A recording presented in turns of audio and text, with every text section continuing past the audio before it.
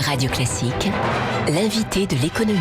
L'invité de l'économie sur Radio Classique. Bonjour Roland Egui. Bonjour. Vous êtes le président de l'UMI, le principal syndicat en France de l'hôtellerie-restauration. BPI, la banque publique d'investissement française, a annoncé hier la création d'un fonds de soutien de 400 millions d'euros sous forme de prêt préférentiel aux restaurateurs. C'est une aide que vous attendiez ?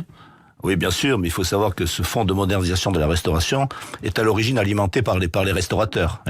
Eux-mêmes, pas à hauteur de 0,12 de leur chiffre d'affaires. Alors effectivement, derrière une proposition de la BPI, qui est très intéressante pour nous, il y a eu la signature qui a été faite par le président de la République hier après-midi. Il faut savoir que les restaurateurs avaient des grosses difficultés pour accéder au crédit, puis c'est un métier qui était considéré par les banquiers difficile. Donc effectivement, ça va donner une vraie... Ça va être plus simple. Ça va être plus simple, une vraie bouffée d'oxygène, parce qu'on doit répondre maintenant, vous le savez, dès maintenant à des normes administratives qui sont très lourdes, en termes d'accessibilité, d'handicap, etc. Alors justement, ils vont servir à quoi ces 400 millions d'euros ?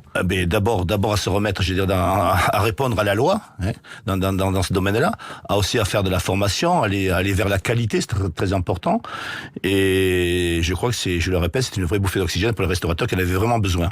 Quand vous parlez des opérations de modernisation, de mise aux normes, très concrètement, ça veut dire quoi ? Ça représente quoi pour un restaurateur, par exemple ? Écoutez, si on répond simplement à l'handicap, à la loi de l'accessibilité, ça va de 100 000 euros à 250, 300 000 euros, suivant les structures des restaurants. Il faut complètement modifier le sanitaire, le remonter du sous-sol au rez-de-chaussée, etc. Donc il y a toute une remise en question et qui peut effectivement fragiliser l'entreprise. Et qui sont parfois ces investissements-là difficiles à faire pour des petites structures, c'est ça ? Bien sûr. La semaine dernière, Laurent Fabius a annoncé également la création d'un fonds d'investissement tourisme, plusieurs millions d'euros, pour permettre cette fois-ci aux hôteliers d'emprunter plus facilement. Vous êtes plutôt gâté en ce moment par le gouvernement. Oui, c'est un travail de longue haleine, parce qu'effectivement, j'ai participé moi-même, donc j'étais rapporteur à ce qui a été présenté la semaine dernière par Laurent Fabius. Il y a Enfin, j'allais dire, le tourisme est reconnu comme une vraie industrie. Il y a une prise de conscience en France. Jusqu'à maintenant, c'était quelque chose de tout à fait qui était normalisé, c'était un acquis. Donc cette prise de conscience fait que on est dans des situations, effectivement, quand on démontre que ça peut créer de l'emploi, ça peut aussi créer de la croissance dans ce domaine-là, donc c'est important. Et la France, vous savez, a des marques, puisqu'on a relevé une quinzaine de marques très importantes. Je pense bien sûr la Bourgogne, le Champagne, le Bordeaux, enfin, etc. Et les Français, on sait que le tourisme va se développer à hauteur de 5% tous les ans. Donc il faut effectivement non seulement que ces touristes européens et mondiaux viennent en France, sortent des métropoles et découvrent tous ces territoires qui sont extraordinaires. Alors justement, vous parlez des Français qui doivent sortir et des touristes qui doivent sortir des métropoles, parce que quand on parle d'accueil des touristes, on pense évidemment à Paris, on pense aux grandes villes, mais vous dites qu'il faut surtout pas oublier l'hôtellerie rurale. Oui, bien sûr, parce qu'on s'est énormément affaibli dans ce domaine-là, parce qu'il y a une vraie désertification.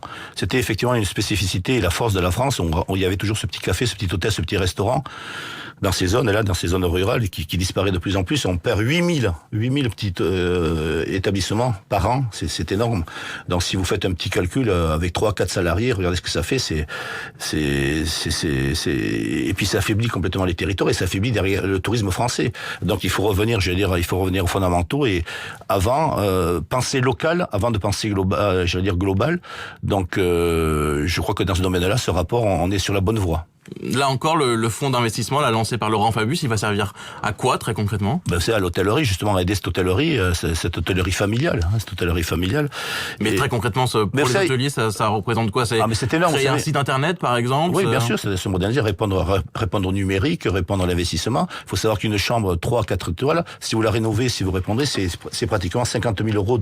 Pour la mettre aux normes ? Pour la mettre aux normes, donc c'est important. Puis il faut pas oublier, là on est dans les normes administratives, mais il faut penser aussi à la qualité, parce que les clients, effectivement, quand ils vont dans un hôtel 2, 3, 4 étoiles, ils recherchent de la qualité, donc tout ça ce sont des gros investissements. Alors, autre actualité qui vous concerne directement, Roland Egui, c'est la loi Macron, dont on a beaucoup parlé cette semaine, puisque un des articles de cette loi permet aux hôteliers de proposer un prix inférieur à celui proposé par les grandes centrales de réservation type Booking. Expliquez-nous, jusqu'ici, vous n'aviez pas le droit de le faire. Exactement, il y avait une clause qu'on considérait, nous, abusive, puisqu'on était bloqué par rapport à ces plateformes de réservation en ligne.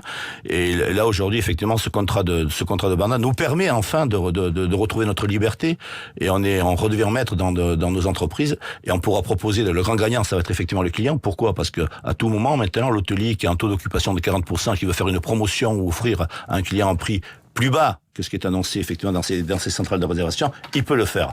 Donc, c'est-à-dire que l'hôtelier qui veut proposer une chambre à 90 € au lieu des 100 qui sont proposés par Booking, avant il pouvait pas le faire, maintenant il peut le faire. Il peut le faire, il peut le faire à 80 €. Enfin, il peut faire plaisir. Il redevient patron chez lui. C'est une grande victoire pour vous, ça, dans la bataille que vous menez contre... C'est une victoire historique. Et effectivement, il y a eu un gros travail et le gouvernement, dans ce domaine-là, nous a suivis, nous a soutenus. L'application de cette mesure, vous l'attendez pour quand? Mais très rapidement, là, c'est une question de semaines. Je crois pour le mois d'août, ça devrait être efficace. Donc pour les vacances de cet été, ça pourrait fonctionner. Ça pourrait être bon. Merci beaucoup, Roland Guy. C'est moi qui vous remercie. Président donc de l'UMI, le principal syndicat de l'hôtellerie-restauration en France. Vous étiez l'invité de l'économie ce matin sur Radio Classique.